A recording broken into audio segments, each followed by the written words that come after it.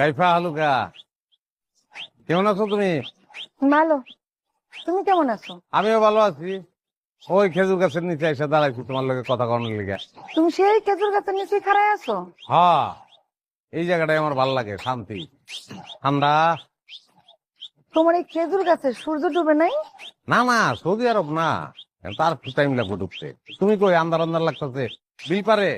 না, আমি বিলের পাড়ে দাঁড়ায় নাই। আমি তোমার খেজুর গাছ থেকে খেজুর পাড়ার জন্য আসি।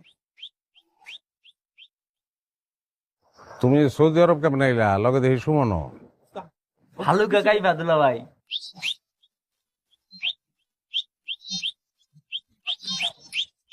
ব্যানারটা ছেড়ে দিলাম।